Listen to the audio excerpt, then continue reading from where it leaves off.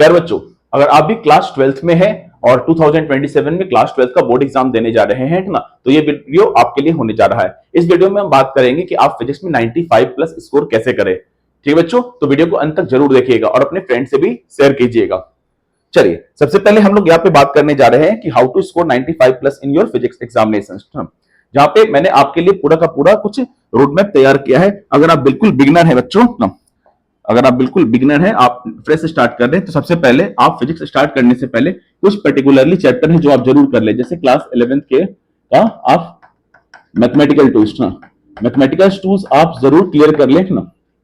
Second, mathematical tool के बाद आपको यूनिट एंड मेजरमेंट का थोड़ा जानकारी होना चाहिए और दूसरा आपको वेक्टर का जानकारी होना चाहिए। इन तीन चैप्टर को स्टार्टिंग में आप जरूर कर लीजिए। उसके बाद आप क्लास 12th का फिजिक्स स्टार्ट कर सकते हैं।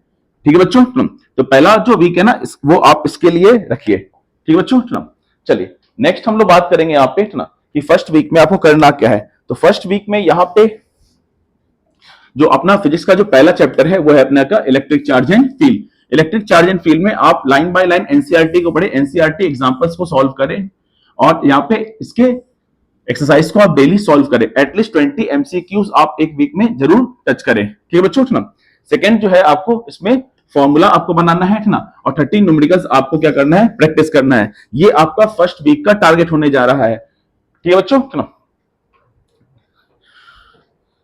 चलिए नेक्स्ट अपने पास क्या, तो अगला चैप्टर हो जाएगा क्या, करंट इलेक्ट्रिसिटी। तो करंट इलेक्ट्रिसिटी में आपको करना क्या है, तो करंट इलेक्ट्रिसिटी में आप एनसीईआरटी क्वेश्चंस प्रैक्टिस कीजिए ना, प्रीवियस ईयर के क्वेश्चंस को देखिए ना।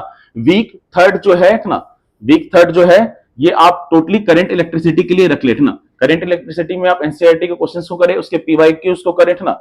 यहाँ पे करंट इलेक्ट्रिसिटी तक में आप याद रखिएगा कि 25 मार्क्स आपका स्ट्रांग हो जाएगा इस मंथ तक ना।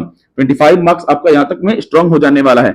देन आप सेकंड आप क्या कीजिए, तो मैग्नेटिज्म एंड मैटर को इसके बाद स्टार्ट कीजिए। ठीक ना, मैं आपसे ये भी रिकमेंड करूंगा कि आप फिजिक्स को सिस्टमेटिकली पढ़े। पहले आप इलेक्ट्रिक चार्ज एंड फील्ड पढ़े, देन पोटेंशियल्स पे आए, देन आप करंट इलेक्ट्रिसिटी पे आए, तो आपको और अच्छे तरीके से समझ में आएगा। ठीक ना, प्रॉपर है मैग्नेटिज्म एंड मैटर करें ना। फिर ये आपका जो है वीक 5 मंथ का ना, 5 मंथ में आप मूविंग चार्ज एंड मैग्नेटिज्म को क्या कीजिए, क्लियर कीजिए। मूविंग चार्ज एंड मैग्नेटिज्म में जैसे बायट-सेविट्स लॉ हो गया, एम्पीयर सर्किटरी रूल हो गया, इन सब चीजों को आप क्या कर रहे हैं, यहाँ पे क्लियर करें ना। वीक 6 में बच्चों ना, वीक 6 में आप मैग्नेटिज्म एंड मैटर के एनसीईआरटी के न्यूमेरिकल्स को सॉल्व करें ना। एनसीईआरटी के कंप्लीट न्यूमेरिकल्स को सॉल्व करें, ये सारा अपना स्कोरिंग चैप्टर होने जा रहा है। वीक 7 में आप इलेक्ट्रोमैग्नेटिक इंडक्शंस को टारगेट करें। यहां मैंने वीक वाइज दे रखा है ना कि 6 वीक में आपको मैग्नेटिज्म एंड मैटर को खत्म करना है और 7 वीक में आपको इलेक्ट्रोमैग्नेटिक इंडक्शंस को क्या करना है, खत्म करना है ना। देन आप वीक 8 में आप अल्टरनेटिंग करंट के फुल चैप्टर को कवर कीजिए ना, इसका टेस्ट दीजिए ना। और यहां तक आप देखिएगा तो आपका 45 मार्क्स तक का प्रिपरेशन हो चुका होगा। ठीक है बच्चों ना। देन हम इंटर कर जाएंगे मंथ 3 में। उसके बाद आप क्या करेंगे, ऑप्टिक्स स्टार्ट करेंगे। ठीक है, और ऑप्टिक्स स्टार्ट करने के बाद ना आप रेज ऑप्टिक्स के बारे में पढ़िए, मिरर एंड लेंस के बारे में पढ़िए, वेव ऑप्टिक्स के बारे में पढ़िए ना। और इसके बाद ना आप ऑप्टिक्स के सारे पीवाईक्यूज को आप टच कर लीजिए ना। आप सारा ऑप्टिक्स का यहाँ पे पीवाईक्यूज को सॉल्व कीजिए। एनसीईआरटी को कंप्लीटली फोकस कीजिए, एनसीईआरटी को नजरअंदाज बिल्कुल मत कीजिए। ठीक ना, फिर आप इंटर कर जाइए वेव ऑप्टिक्स में। वेव ऑप्टिक्स में आप डिफ्रैक्शंस, इंटरफेरेंस, पोलराइजेशन, इन सब टॉपिक्स को आप कवर कर लीजिए ना। चैप्टर नंबर 12 जो है, चैप्टर जो है ना, वो आप टेस्ट कीजिए, टारगेट कीजिए 65 मार्क्स के लिए। ना यहां तक आपका 65 मार्क्स स्ट्रांग हो चुका होगा बच्चों। ना देन यहाँ पे नेक्स्ट जो अपने पास ना मंथ 4 जो आपका इंटर करेगा, तो इस मंथ 4 में आप टोटली मॉडर्न फिजिक्स को टारगेट कीजिए ना।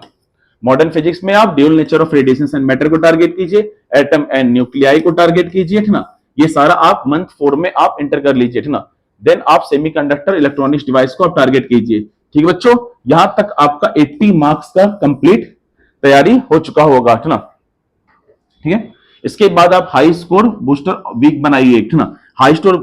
हाई स्कोर बूस्टर में आप कंप्लीटली एनसीईआरटी को रिवाइज कीजिए, उसके पीवाईक्यूज को सॉल्व कीजिए, वापस रिवाइज कीजिए। मैं आपसे ये भी रिकमेंड करूंगा कि कम से कम आप 3 बार, एटलीस्ट 3 बार आप एनसीईआरटी को जरूर फोकस करें ना।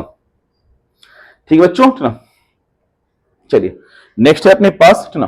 तो अगला आप इसके बाद वीक 21 में आप एंटर कर जाइए किसमें, तो इलेक्ट्रोस्टैटिक का आप रिवीजन कर लीजिए ना। यहाँ पे फिर करंट इलेक्ट्रिसिटी का रिवीजन कर लीजिए, मैग्नेटिज्म्स का रिवीजन कर लीजिए ना। 23 वीक में आप एसी का, अल्टरनेटिंग करंट का, ईएमआई इलेक्ट्रोमैग्नेटिक इंडक्शंस का और ऑप्टिक्स का आप कंप्लीट रिवीजन कर लीजिए। 24 जो है ये आप अगेन फिर से मॉडर्न फिजिक्स को रिवाइज कर लीजिए, सेमीकंडक्टर को आप कंप्लीटली रिवाइज कर लीजिए, ठीक है। देन हो गया अपने पास क्या 25 आप जब एंटर करेंगे 25 वीक में, तो यहाँ पे आप सैंपल पेपर को बनाना स्टार्ट कर दीजिए, ठीक ना। जो भी सैंपल पेपर है लास्ट ईयर जो आया हुआ क्वेश्चन है, इन सबको आप देखना स्टार्ट कर दीजिए कि आपसे ये सॉल्व हो रहा है या नहीं हो रहा है, ठीक बच्चों, सुनो। चलिए, मेरे लिए मैं आपको एक गोल्डन रूल्स दूंगा यहाँ पे ना, मैं आपसे ये भी रिकमेंड करूंगा कि आप इन गोल्डन रूल्स को भी क्या करें, फॉलो करें। जैसे सबसे पहला तो एनसीईआरटी को, मैंने पहले ही बोला कि एनसीईआरटी को कम से कम आप कोशिश कीजिए कि एनसीईआरटी को हम लोग 3 बार तो यहाँ पे एटलीस्ट सॉल्व कर लें, ठीक ना। 3 बार कम से कम एनसीईआरटी को पढ़े, कम से कम, ठीक ना। 3 बार एनसीईआरटी को पढ़ना यहाँ पे जरूरी है, ठीक ना।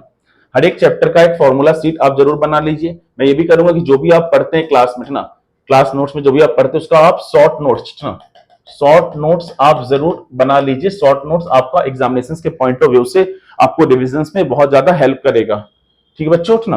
लास्ट 10 ईयर पीवाईक्यूज को आप सॉल्व कर लीजिए, ठीक ना। आप हर एक वीक जो भी आप पढ़ रहे हैं उसका टेस्ट आप जरूर देते रहिए, ठीक ना।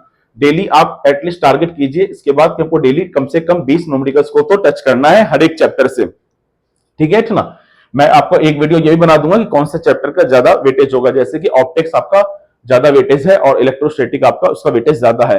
इलेक्ट्रोस्टैटिक से मोर देन 9 मार्क्स प्लस का क्वेश्चन आता है और ऑप्टिक्स से 18 मार्क्स प्लस का क्वेश्चन आता है। इसी तरह से मैं एक वीडियो इस पे भी बना दूंगा कि आपका कौन कौन से चैप्टर का कौन कौन सा वेटेज होने जा रहा है, ठीक ना। फिर आप एरर को जो है वो नोटबुक में क्या कीजिए, मेंटेन कीजिए कि आपका जो वीक एरियाज है वो वीक एरिया कौन कौन सा है और उस वीक एरियाज को आप आइडेंटिफाई करना स्टार्ट कीजिए, ठीक ना। यहाँ याद रखिएगा कि रिवीजन जो है वो मोस्ट इंपॉर्टेंट है। अगर आगे का चैप्टर, मैं 2 चीजें यहाँ पे फोकस करने जाऊंगा, ठीक ना, चाहूंगा, ठीक ना, कि अगर आपका स्टार्टिंग का चैप्टर अगर थोड़ा सा कमजोर है तो आने वाला चैप्टर थोड़ा सा प्रॉब्लम करेगा। इसलिए मैं आपसे ये रिकमेंड करूंगा कि आप स्टार्टिंग में फुल टू एफर्ट लगाकर स्टार्ट करें सिलेबस को। जैसे कि इलेक्ट्रोस्टैटिक, इसको आप डीपली पढ़िए तो आपको करंट इलेक्ट्रिसिटी इजी लगेगा। करंट इलेक्ट्रिसिटी को डीपली पढ़िएगा तो moving charge and magnetism easy लगेगा, ठीक है। ऐसा नहीं है कि आप स्टार्टिंग का 2 चैप्टर छोड़ के आप मैग्नेटिज्म से डायरेक्ट स्टार्ट कर लीजिए, अदरवाइज आपको थोड़ा सा प्रॉब्लम होगा, ठीक ना। और मोस्ट इंपॉर्टेंट अपना जो गोल्डन पॉइंट है वो ये है कि आपको एनसीईआरटी के एग्जांपल्स को सॉल्व करना है, ठीक है बच्चों। तो मैं आपसे रिकमेंड करूंगा कि इन सब वीडियोस को जो भी मैंने आपको बताया है, इन सब पॉइंट्स को आप सिस्टमेटिकली क्या करें, यहाँ पे फॉलो करें अपने रियल लाइफ में, तो ये आपके लिए बेनिफिशियल भी होगा। Thank you very much.